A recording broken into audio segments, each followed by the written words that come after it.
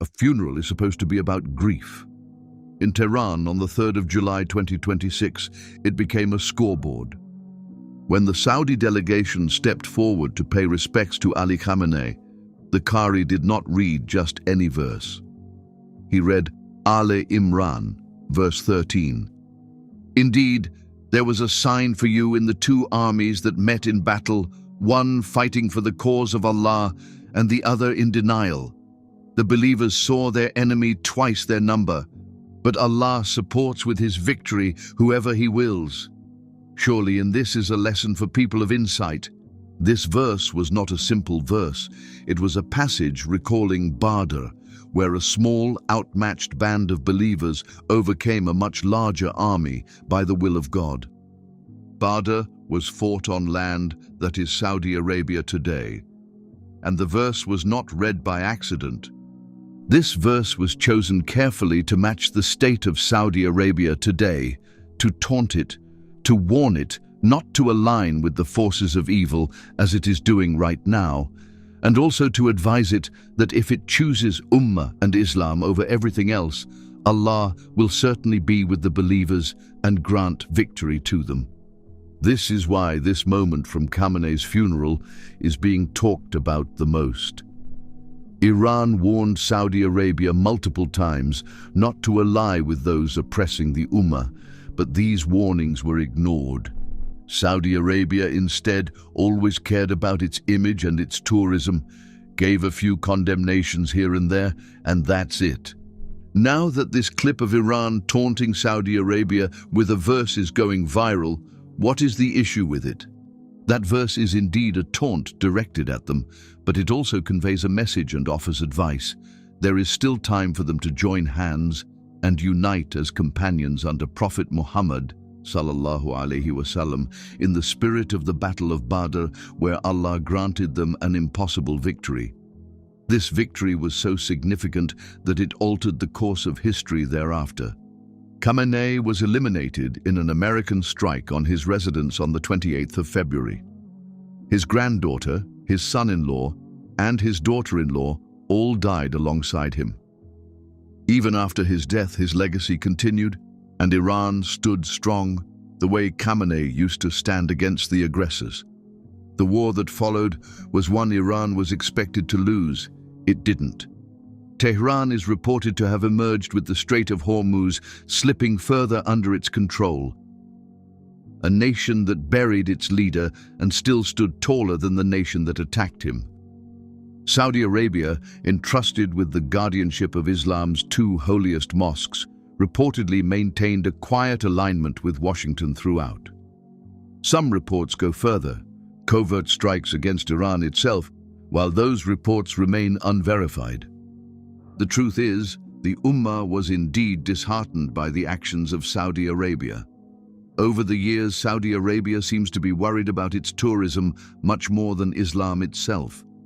When neighboring nations are attacked, when Muslims are persecuted, it certainly does a lot for them, but not as much as is expected from them. An oath to the Ummah is not measured by statements, it is measured by where a nation stands when the Ummah is under fire. By examining who received what, a hierarchy becomes evident, one that Iran never needed to publicly declare. Nations under attack and facing persecution like Yemen and Lebanon were met with verses of martyrdom, unbroken pledges, and divine victory, a message that their sacrifice had been seen and accounted for. The Qari recited the verse from Surah Al-Ahzab, describing those who fulfilled their pledge to God and those still waiting their turn, none of them changing their commitment in the least. Qatar, Turkey, and Pakistan sat in the middle tier, thanked for mediation, handed verses of sacrifice and honorable conduct, and respected as partners but never folded into the resistance camp. Russia, China, India, and Egypt received calmer verses still, reassurance and reward, the language reserved for guests, not comrades. And then Saudi Arabia, alone among the Gulf's major powers, handed the verse of Badr, a battle against disbelief, fought on Saudi soil, delivered to a state that markets itself as Islam's chief custodian. You do not need a translator to catch a taunt hidden in scripture. Riyadh came to shake hands at a coffin and left having been placed publicly and unmistakably on the side the verse says God did not stand on. That is the price of betrayal. You can send a minister, you can bow at a casket, you can issue a statement of condolence, but you cannot recite your way out of where you stood when it mattered. The world does not always say it in a headline. Sometimes it says it in a verse, read once, in front of every camera in the room. For years, a certain narrative insisted that Iran and its allies were the isolated ones, propped up by nothing but propaganda and proxies. That narrative attended its own funeral this week. Delegations from more than 30 countries came, heads of state, parliament speakers, foreign ministers. Not because Tehran demanded it, but because the story the world was sold could not survive contact with reality. Meanwhile, the government that quietly stood beside the aggressor received no headline of solidarity, only a verse about an army God did not stand with, read aloud, needing no press release to make its point. This is a pattern.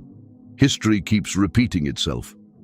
Those who trade the trust of the Ummah for a seat at someone else's table are eventually named, sometimes by scholars, sometimes by history, sometimes by a reciter at a funeral.